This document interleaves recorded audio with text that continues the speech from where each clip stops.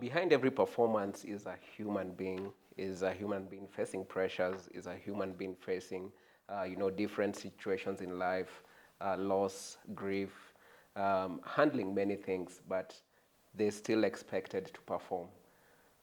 If, as we start us off, what would you think an athlete is? I'd like us to start off by what do you think an athlete is, and how can you best describe who an athlete is, uh, minus the facet of a human being. Then we'll get into introductions after that. I think an athlete is someone that is dedicated, someone that is inspired, someone that is able to put sacrifices in place to achieve a goal of success.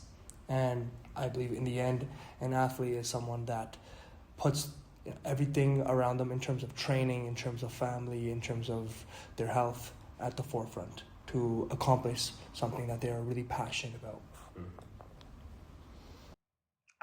I believe that an athlete is a person. First of all, I focus so much on this person part because most times people forget that this is a person who has emotions behind them, who has another part of their lives.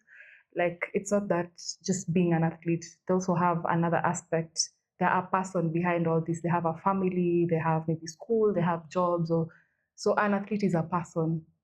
And this is a person who chooses to do or to try a sport, and you end up finding this as something that you can do, something, an environment where you thrive in.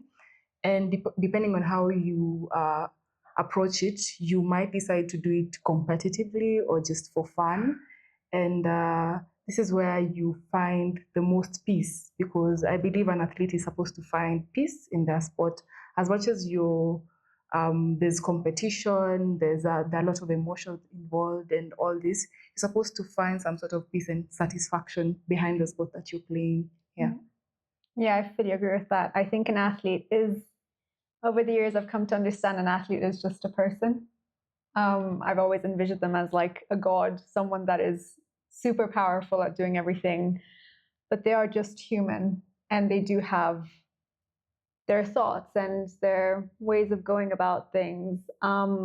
It's just someone that really loves what they're doing, and they're determined, they're dedicated, they sacrifice a lot to be where they are.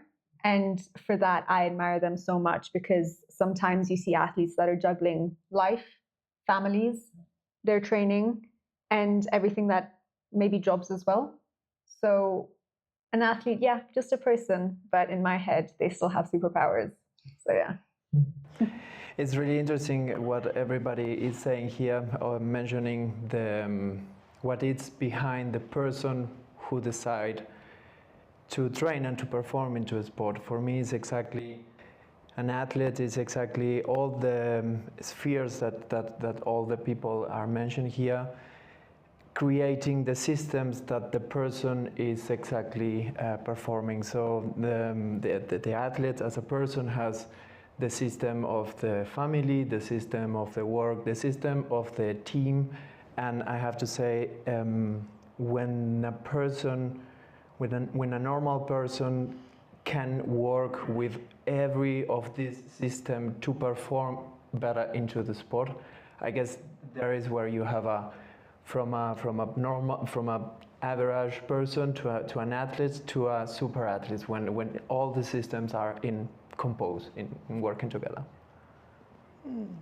I think they said everything.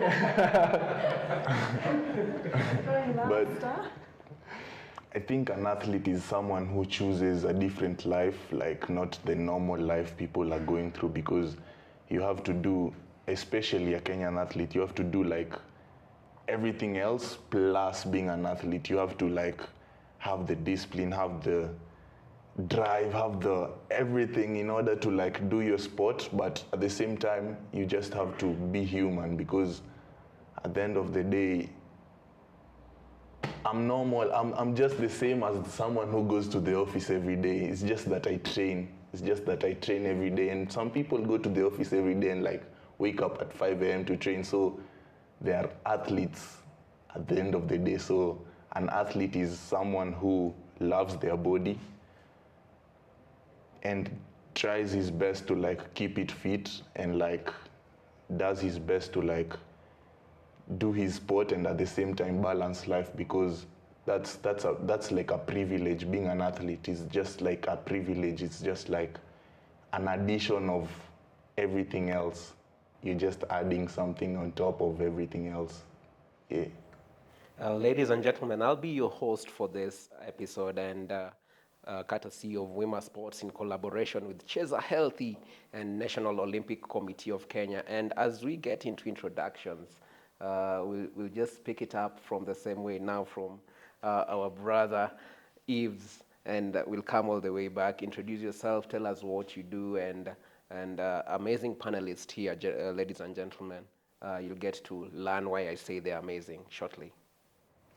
So my name is Yves Kamau. I am an athlete, I am a student, I study AI and cybersecurity.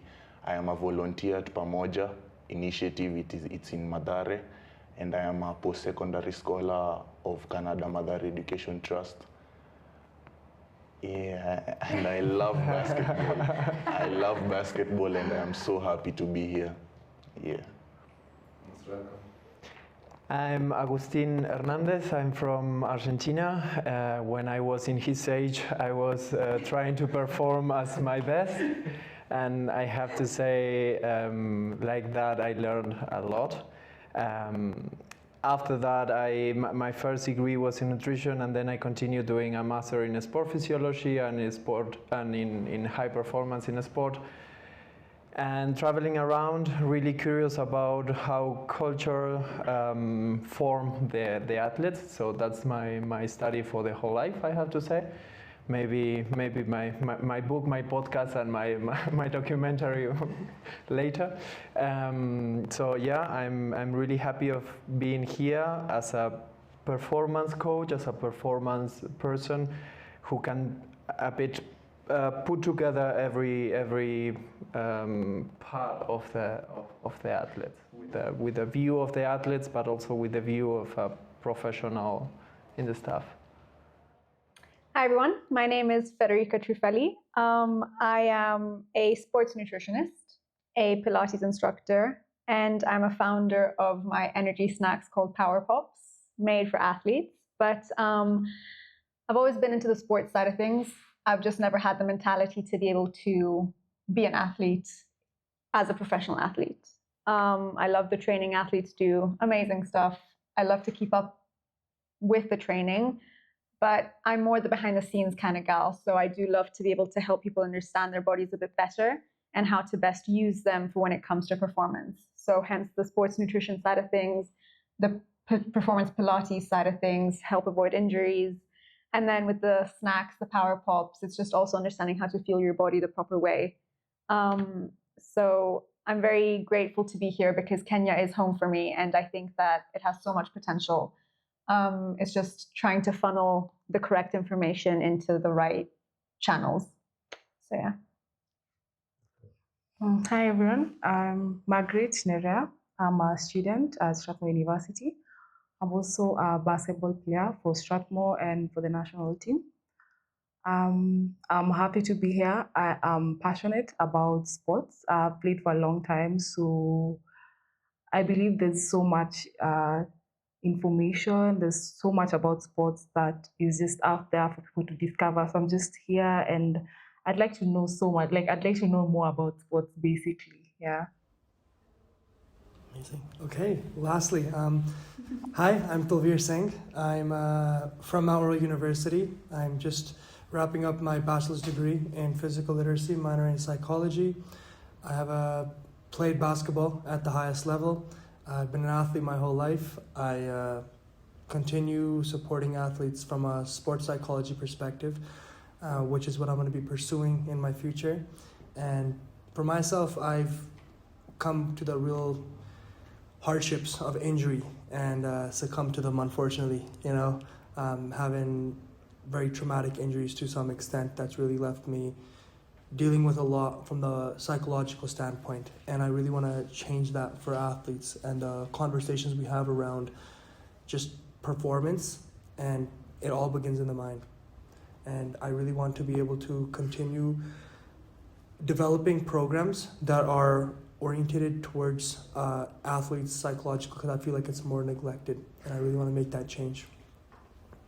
Yeah, and as we wrap it up, we'd like to ask a question. It's a fun question. This it cuts across all the panelists, and anyone can feel free to go whenever they are. What's one myth that you'd never think, or one thing that you'd never think an athlete would do? Because sometimes we put them up there as demigods, you know, and there are things that you wouldn't expect, like, do they fart, for example? You know, so if we can share just one funny thing that you wouldn't think a specific athlete would go through as a normal human being, you know. I just said mine. I think because, I've never encountered one. I don't think it's very common to be able to just bump into someone. In Nairobi is so big that you wouldn't really expect to cross paths with people. And you're like, someone is just shopping and you're like, oh, you do your shopping. Good to know, because I just bumped into you and you're a human and you've also just gone to the supermarket. So it's good to bump into you. So yeah, I think mine is shopping. Shopping. Grocery shopping. Yeah. I'm thinking. I'm trying to be creative. It is a good question. Trying to be creative, but I would say for myself, maybe just like the fact, like, we always are expected to do more, and I feel like as athletes, coming from an inside perspective, sometimes less is more. Yeah. Sometimes taking a step back and not training for like a week or even 2 weeks to like rehab yourself in the longevity of your performance, that's what's really gonna set you aside from greatness. And yeah, I would say that would be one of the myths, that like you have to train 24/7 to be able to compete at a high level.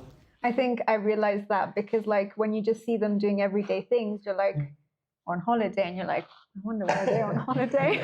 Shouldn't they be training?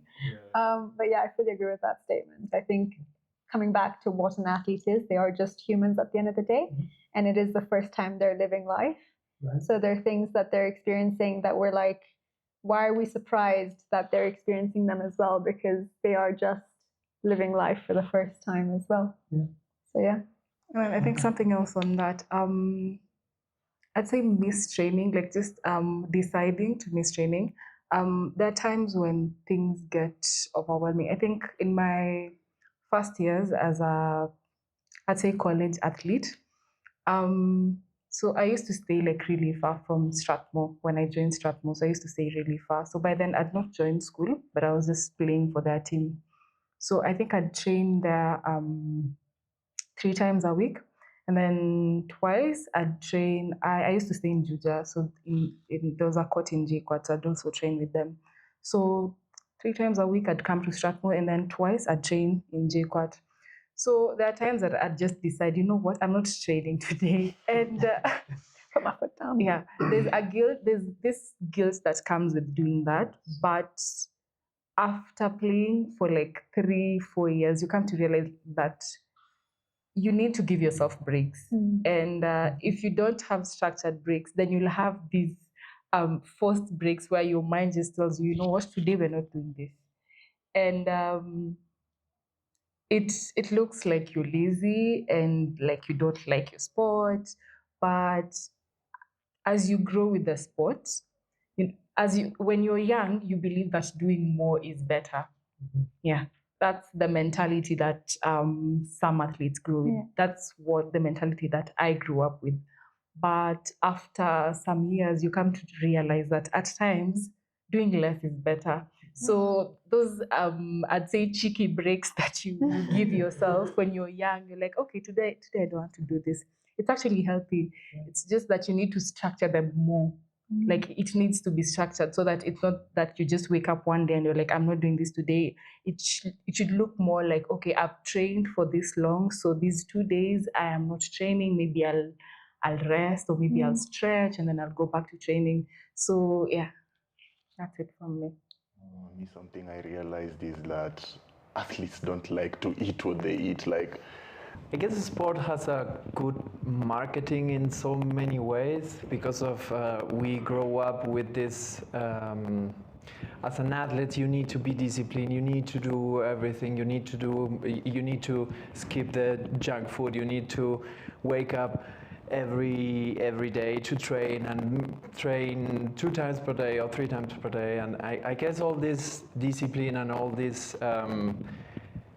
Good words that the marketing grab it from from the outside and somehow put it in every athlete. And I guess what we are saying here is kind of that is like a it's so big, the pressure that sometimes the athletes need is like, okay, today I don't want to be in the training because today I'm lazy, because yesterday I dreamt badly, I have a good night, I have a bad night, or because I fight with my partner, or because of whatever.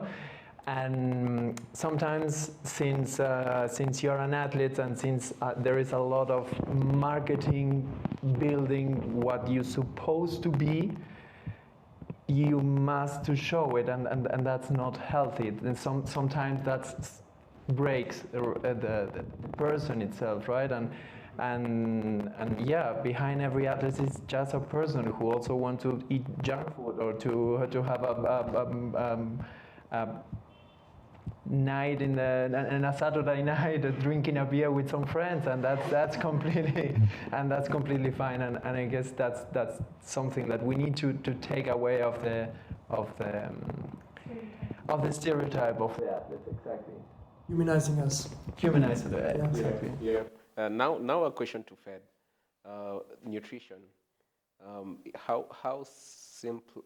How could you simplify nutrition to an athlete just getting started in high school, or just most of the time we think of nutrition in Kenya, we think of someone who's unwell, we think of northern Kenya, the stereotyping, just as you said, is of nutrition. We don't take it seriously in a way that I know that what I put in my body is the energy of my body that boosts performance, that builds longevity. So how can you simplify nutrition to? I think if we're talking high school, when it comes to nutrition, the age ranges really do vary in terms of what your body needs and what it doesn't need. High school, you're at that age where your body is so flexible, it's so ready to bounce back. You're so young, you're so full of life. I think the simplest way to go about it is just make sure you are eating enough of the right kind of things. And when I say the right kind of things, I mean a good balance. You have the enjoyment of life, but you also do have the structure of you're actually giving your body some food. When you're in high school, you don't think, there are other priorities. Food is not one of the biggest priorities. It's not like, yeah, mom, dad. Some people are more disciplined. Some people know a bit more education-wise. But generally, there's no sense of today for lunch, this is what I want to have, this is what I need to have, or hey, I wonder what mom and dad are going to make for dinner. It's more like I'm going to go with the flow. So my biggest suggestion would be try have the biggest balance that you can have with what you're doing, the life stage that you're at, but also just do make sure you're eating a little something, and if it means you're eating a couple more times in a day, if you're eating bigger meals just less frequently, but you're still getting some food in. The biggest mistake maybe high schoolers make is that they just forget and they just don't care about eating, and then that then comes on later in life to catch up on you. So yeah, and then also because school food is pretty nasty, which I don't blame them. So if and when you can, do bring something from home or do something that you feel like, yeah, I've had a satisfying meal, but getting something in and not avoiding or just missing out. Tanvir, in a minute, how would you simplify mental toughness, and what does it mean to be mentally sound and healthy, and finding a good balance to a layman athlete down in Madare or Kibera or even Runda? Yeah, to translate everything in like a simple word, I would say like just honesty. You know, sometimes we're so inclined to put on a mask or so inclined to put on this facade of what we think that we're expected to behave like, rather than just being honest with ourselves, honest with the world. And that truly, you know, it takes a lot of bravery and courage to ask for help, to speak about what's going on. You know, like I said, humanizing us as athletes and not expecting us to just keep everything in and just train and, you know, keep this mental toughness. Mental toughness doesn't start with, you know, just avoiding everything and suppressing it. Mental toughness starts with being able to understand your feelings, emotional intelligence, self-regulation, and being introspective, self-reflective of what's going on with you and why. Coming to the basis of, let's say, for example, you have had a loss, you know, and from that loss, now you're just throwing yourself into training. For a lot of people, that's the norm. That's like the expectation because everybody else doesn't ask them how they're feeling. And normalizing talks like that will truly make the change, right? Breaking barriers is something that happens with small steps, right? But if we can lead by example, lead by understanding that it's not normal, it's not something that it just comes to some athletes, it's something that's important enough to try to grasp, enough to let someone feel that they are heard, they are seen, and that you can hold space for them. As teammates first, as athletes to athletes. Because sometimes it can be difficult to try to talk to people that aren't athletes in certain cases, right? That's that relatability and the understanding that could be missing. Yeah. Ivers, what do you understand by sports performance as an athlete?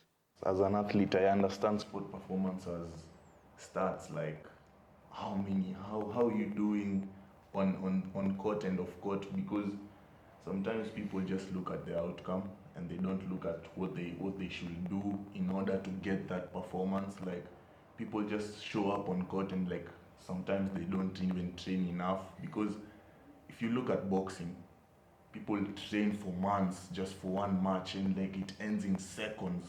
So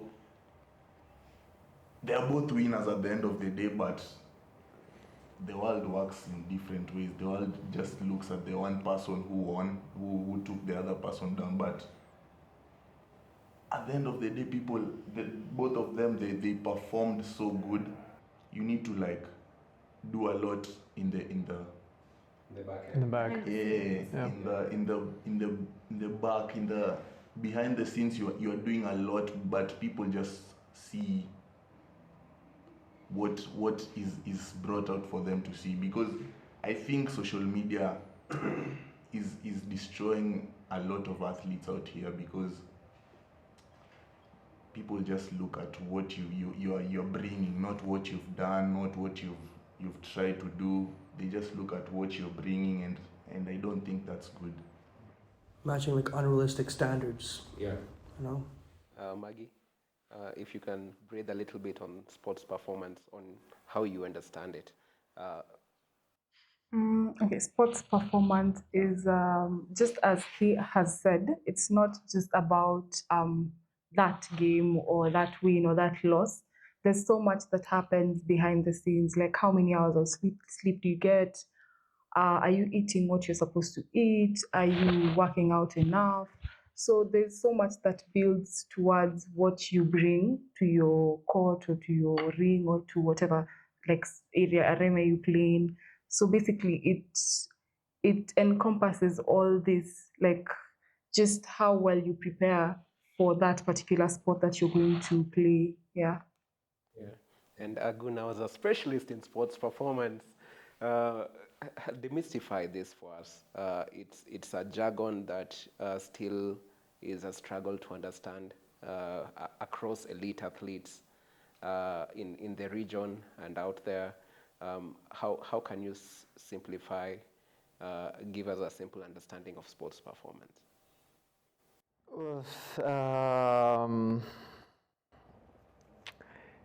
Simple understand that's a tough one. Huh?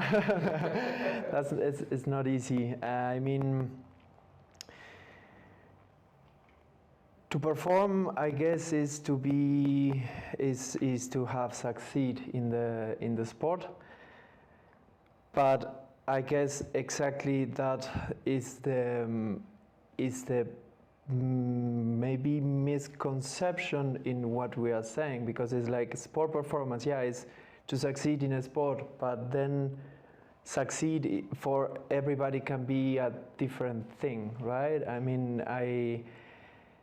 what I wanted to say, for example, is I entered the conversation saying that when I was in my 20s, I was training hard and trying to and playing for the Argentinian team in my sport and so on, and thinking that if I didn't succeed in a sport, everything is going to vanish immediately. And now I'm 20 years older and I still playing in a enough level that I can playing next to every person in a really good level, probably not in a professional level. So if you ask me if I had I could succeed in a sport, I will answer no. But at the end, in my way of being, as a human being, I play and I do many sports as I can, and I play in a really in enough level that I can enjoy. So at the end, it's how you much enjoy your sport, and by that I succeed in the sport because I am still enjoying what I'm doing. I go for a run, I still enjoying the run. I go for biking, and I play volleyball or beach volleyball, and I still having a good moment playing the sport. So in that situation, I succeed in what I'm doing. In returning to the first way of explaining what is performance and what is I'm having a good performance, or probably all of us, we are having a good performance in the sport that we are doing. But I will say the first thing that we need to discuss is what succeed for you. Mm-hmm. That's going to bring what's performance for you. Definitely, yeah. Amazing, amazing, amazing. As we wrap it up, I would like to thank all the panelists for taking your time to be with us this morning. And we are looking forward to the next session, viewers. Send your comments, send your questions right there. We have experts right here in nutrition, in sports performance, in mental health, and also athletes growing as well here, Maggie and Yves. Yeah. Until next time, stay tuned.